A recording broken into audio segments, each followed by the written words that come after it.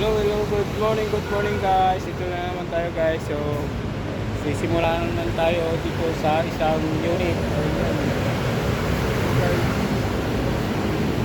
Ayan o.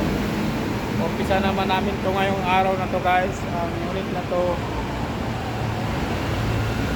pag-grinder ko siya ngayon guys. Kasi tatapusin ko lang yung ginagawa ko mga 14 feet doon. Ayan.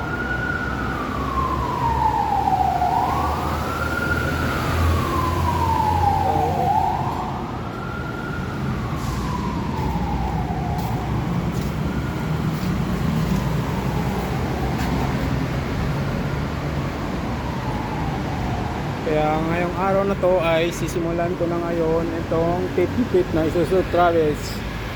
Ayan, kasi meron na rin ulit kasunod.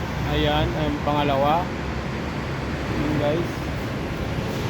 So, kasi dito kami magpo-focus. Yung 14 feet ay preparation lang yun. Wala pa kasi yung customer.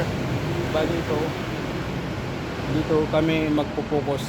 Ayan guys, sa mga ganitong pipe kasi mas mabilis to mabita ang Isuzu Travis guys. Marami ata silang order kaya dito kami pinapapokus.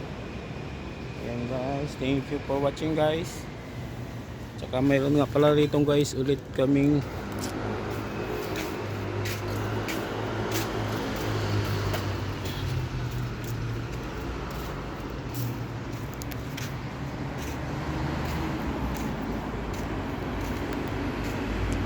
okay guys, thank you for watching guys.